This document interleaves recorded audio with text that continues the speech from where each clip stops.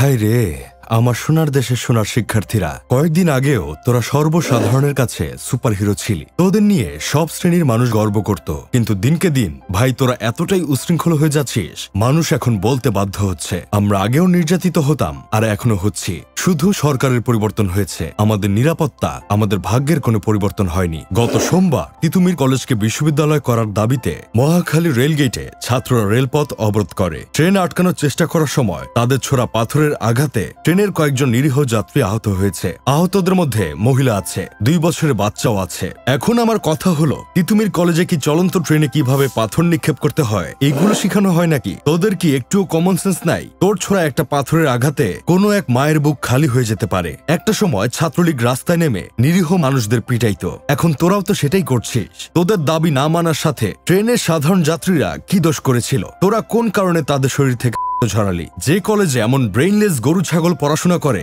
সেই কলেজ আবার বিশ্ববিদ্যালয় বানানোর দাবি করে কিভাবে? এখন কিছু মহাজ্ঞানী বলবে শিক্ষার্থীদের মধ্যে ছাত্রলীগ ঢুকে গিয়েছিল, তারাই এই অপকর্ম করেছে। শুনেন মিয়া ভাই, দাদাকে আদা পড়া শিখাইতে আসবেন না। দাদা আদা পড়া জানে বলেই আপনার বাপ দুনিয়ায় আসছে, আর আপনার বাপ আসছে বলে আপনি পয়দা হইছেন।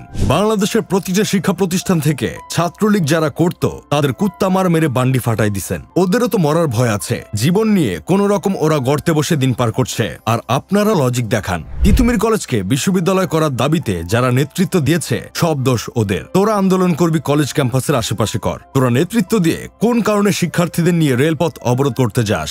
দেশের বর্তমান পরিস্থিতি এমনিতেই খারাপ। প্রতিটা রাজনৈতিক দল চাচ্ছে কোনো না কোনো ভাবে ক্ষমতায় আসতে। তোদের তো ভাই বোঝা উচিত ছিল, তোদের এই আন্দোলনকে পুঁজি করে হয় আওয়ামী লীগ নয়তো বিএনপি কিংবা অন্য কোনো রাজনৈতিক দল এর ফায়দা লুটবে। ভাগ্য ভালো ট্রেনে শুধু পাথর নিক্ষেপ করা হয়েছে। শুধু একবার ঠান্ডা মাথায় চিন্তা করে দেখেন ভাই, শিক্ষার্থীদের এই আন্দোলনকে পুঁজি করে অন্য কেউ যদি ট্রেনে আগুন লাগিয়ে দিত তাহলে অবস্থাটা কি হতো?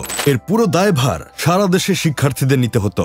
যারা শিক্ষার্থীদের সুপারহিরো বানিয়েছিল তারাই তখন থুতু ছিটাতো। আমার তো মনে হয় সব বিশ্ববিদ্যালয়কে নাম চেঞ্জ করে হায়ার কলেজ বা গ্র্যাজুয়েট কলেজ করে দেওয়া উচিত। আন্তর্জাতিক পর্যায়ের বিশ্ববিদ্যালয়ের কোনো ফিচার, অ্যাট্রিবিউট, বৈশিষ্ট্য বাংলাদেশের বিশ্ববিদ্যালয়গুলোতে আছে বলে মনে হয় না। কয়েকদিন আগে দেখলাম ফেল থেকে পাশের দাবিতে কুমিল্লা শিক্ষা বোর্ডে তালা ঝুলিয়েছে আমাদের সোনার দেশের মেধাবী ছাত্রছাত্রীরা। তাদের দাবি তাদের খাতা নাকি সঠিকভাবে মূল্যায়ন করা হয়নি। বোর্ডের চেয়ারম্যান বলেছেন, তোমাদের যদি মনে হয় তোমাদের উত্তরপত্র যথাযথভাবে মূল্যায়ন হয়নি, তাহলে দরকার পড়লে তোমার অভিভাবক ও শিক্ষক তোমার খাতা মনিটরে দেখবে তুমি কত পাও। তারপরও এইচএসসিতে ফেল করা মেধাবী ছাত্রছাত্রীরা এটা মানে নাই। তাদের একটাই দাবি, খাতায় কিছু লেখা থাকুক আর না থাকুক তাদের পাশ করিয়ে দিতে হবে। এখন আমার কথা হলো, মেধার জন্য আন্দোলন করে লাভ কি হলো যদি ফেল করার পরেও পাশের জন্য আবার আন্দোলন করতে হয়? শিক্ষার্থীরা যে পরিমাণ উশৃঙ্খল শুরু করেছে, এমনটা যদি চলতে থাকে আপনারা লিখে রাখেন, কয়েকদিন পর সকল শ্রেণীর মানুষরা বলবে এই অসভ্য জাতির জন্য স্বৈরাচার শেখ হাসিনাই ভালো ছিল। যাই হোক, শেষমেশ আমি গোলাম হোসেন একটা কাজের কথা কই, এই শিক্ষার্থীদের জন্যই আমরা 16 বছর পর হাসিনার মতো স্বৈরাচার শাসকের হাত থেকে মুক্তি পেয়েছি। এই দেশ দ্বিতীয়বারের মতো স্বাধীন হয়েছে। এর জন্য আমরা সাধারণ মানুষরা আমৃত্যু পর্যন্ত শিক্ষার্থীদের আন্দোলনের কথা মনে রাখবো। এখন শিক্ষার্থীদের কাছে বিনীত অনুরোধ, আপনারা 2 দিন পর পর আন্দোলনে নেমে সাধারণ মানুষদের আহত করে আবু সাইদ মুগ্ধদের নাম কলঙ্কিত করবেন না।